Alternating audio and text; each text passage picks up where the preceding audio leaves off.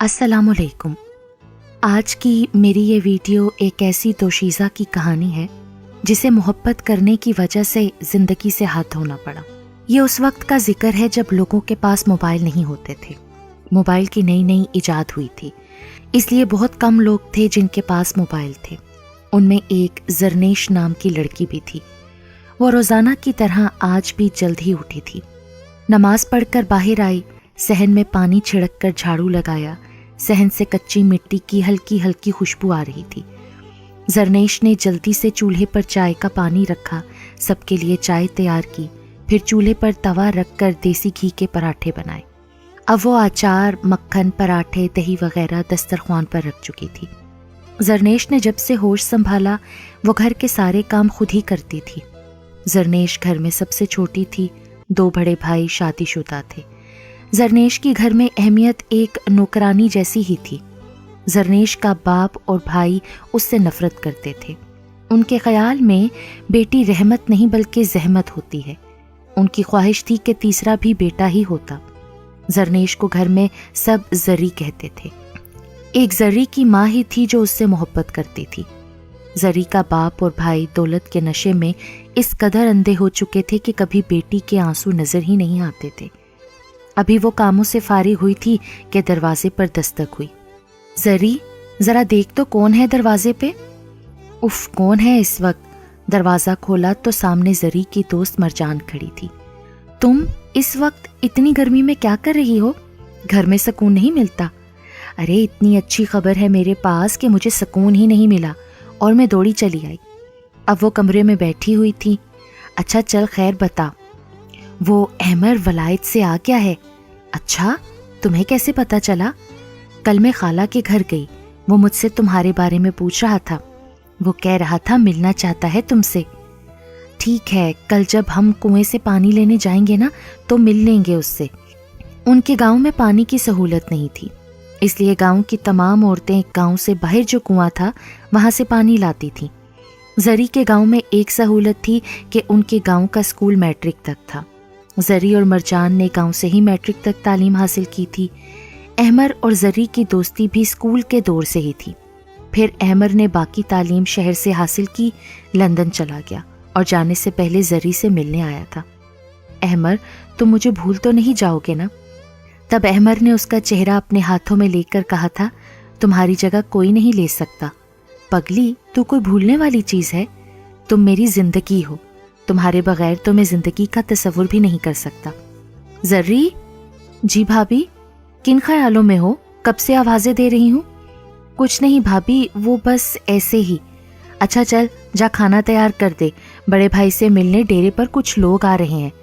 जरी आज जल्दी से काम समेट कर कमरे में आ गई थी। वो बहुत खुश थी और रात आंखों में ही काटी। सुबह होते ही घड़ा उठाया और मरजान को साथ लेकर पानी लेने चली गई। मरजान, मुझे लगता है वो मुझसे मिलने नहीं आएगा।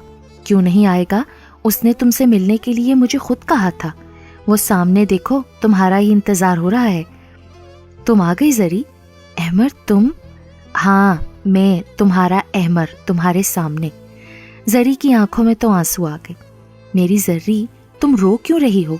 मुझसे तुम्हारे आंसू बर्दाश्त नहीं होते, तकलीफ होती है मुझे। ये तो खुशी के आंसू हैं। बहुत याद आती थी मुझे तुम्हारी, सोचती थी कि पता नहीं याद भी हूं कि नहीं। तुम तो मेरे दिल में रहती हो, बहुत मोहब्बत करता हूं तुमसे। अच्छा सुनो, मैं तुम्हारे लिए कुछ लेकर आया हूं। ये क्या है? इसे मोबाइल कहते हैं। हम इस पर दूर बैठे लोगों से बात कर सकते हैं। फिर जरी को उसने मोबाइल चलाना सिखाया। बड़ी आपा की शादी हो जाए कुछ दिन में, फिर अम्मी और आगा जान से बात करूंगा। जब अगली बार मैं आया तो तुमसे शादी कर लूंगा। अच्छा मैं अब चलती हूँ, थोड़ी देर तो रुको ना। नहीं, अम्मा नाराज होंगी कि इतनी देर कर दी। वैसे भी अब्बा का तो पता ही है ना, अगर उनको पता चल गया तो जान लेकर ही रहेंगे मेरी। अरे जरी, मैं हूं ना, सब ठीक कर दूंगा। तुम्हारे लिए ही तो मैं जिंदा हूँ। अच्छा अब मैं जाती हूँ। ठीक है, फिर मिलेंगे। जरी, क्या कह रहा था अहमर? मरजान ने जरी को आते देखा तो उससे पूछा। वो कह रहा था कि अपनी अम्मा और आगा जान को हमारे घर लेकर आएगा। कब? जब अहमर की बड़ी आपा की शादी हो जाएगी। मरजान, ये देख, अहमर मेरे लिए क्या लाया है। अरे ये क्या है? इसे मोबाइल कहते हैं। جب احمر چلا جائے گا نا تو میں اس سے احمر کے ساتھ بات کروں گی۔ واہ، یہ تو بڑی اچھی چیز ہے، ولایت سے لایا ہوگا نا؟ ہاں، وہیں سے لایا ہے۔ احمر آ گیا میرا بیٹا؟ جی بڑی اماں۔ بڑی اماں، آغا جان کہاں ہے؟ وہ اپنے کمرے میں۔ اماں آپ بھی آغا جان کے کمرے میں آئے نا، مجھے کوئی ضروری بات کرنی ہے۔ ماں بھی کمرے میں آ گئی۔ بول بیٹا کیا بات ہے؟ وہ مجھے ایک لڑکی پسند ہے، میں اس سے شادی کرنا چاہتا ہوں۔ کون ہے وہ جو ہمارے بیٹے کو پسند آئی؟ زری ہے، چاچا جاوید کی بیٹی۔ آغا جان آپ کو کوئی اعتراض تو نہیں؟ نہ بیٹا، ہم تو تمہاری خوشی میں ہی خوش ہیں۔ میں نے سنا ہے کہ جاوید بڑا ظالم ہے، بہت برا سلوک کرتا ہے اپنی بیٹی کے ساتھ، پر تو فکر نہ کر، راضی کرا لیں گے ہم اس کو۔ ہماری بہو بیٹے کی جوڑی چاند سورج کی جوڑی ہوگی۔ اور واقعی اس میں کوئی شک نہیں تھا، احمر ایک پڑھا لکھا، خوبصورت، پروقار شخص تھا۔ گاؤں کی کئی لڑکیاں اس پر اپنا دل ہار چکی تھیں، مگر احمر کے دل میں اگر کوئی تھا تو وہ زری تھی۔ ادھر زری بھی کسی سے کم نہ تھی، مناسب قد، سنہری بال، جھیل جیسی خوبصورت آنکھیں۔ زری بہت سلیقہ مند لڑکی تھی اور اس کی اپنی ہی ایک دنیا تھی، ہمیشہ کھوئی کھوئی سی رہتی تھی۔ اس کی تو دوست بھی ایک ہی تھی، مرجان۔ گاؤں سے کئی لڑکوں کے رشتے بھی آئے، مگر زری کے ابا نے انکار کر دیا۔ زری کے ابا کو یہ ڈر تھا کہ اگر زری کی شادی کر دے گا تو گھر کے کام کون کرے گا۔ آج پھر احمر زری سے ملنے آیا ہوا تھا۔ زری، میں اس ہفتے واپس جا رہا ہوں اور پریشان ہونے کی کوئی ضرورت نہیں ہے۔ میں نے بڑی اماں اور آغا جان سے ہمارے رشتے کی بات کی تھی، میرے اماں اور آغا جان تو راضی ہو گئے ہیں۔ اب جب میں اگلی بار آیا تو تم کو دلہن بنا کر گھر لے آؤں گا۔ ابھی گھر میں پاؤں رکھا ہی تھا زری نے کہ ماں برس پڑی۔ تو نے اتنی دیر کیوں لگا دی آنے میں؟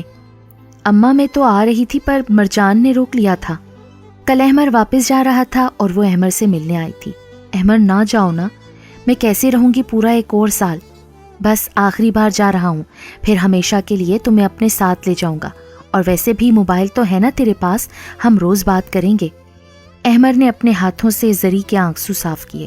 دونوں کافی دیر باتیں کرتے رہے۔ جب زری واپس جانے لگی تو مڑ کر احمر کے گلے لگی۔ اگر تم ایسے ہی روتی رہی تو پھر میں کیسے جاؤں گا؟ پتہ نہیں کیوں، پر مجھے احمر ایسا لگ رہا ہے جیسے ہم آخری بار مل رہے ہیں۔ میرا دل بہت پریشان ہے۔ احمر نے زری کو خود سے الگ کرتے ہوئے کہا، مجھے معلوم ہے کہ تم مجھ سے بہت محبت کرتی ہو۔ میری ایک بات یاد رکھنا، میرے دل میں جو مقام تمہارا ہے وہ اور کوئی نہیں لے سکتا۔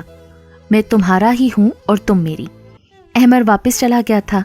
اب زری احمر سے روز فون پر بات کرتی تھی۔ احمر، کبھی کبھی مجھے ایسا لگتا ہے کہ جیسے تم میرے پاس ہی ہو۔ میں آنکھیں بند کروں گی اور جب کھولوں گی تو تمہیں اپنے سامنے پاؤں گی۔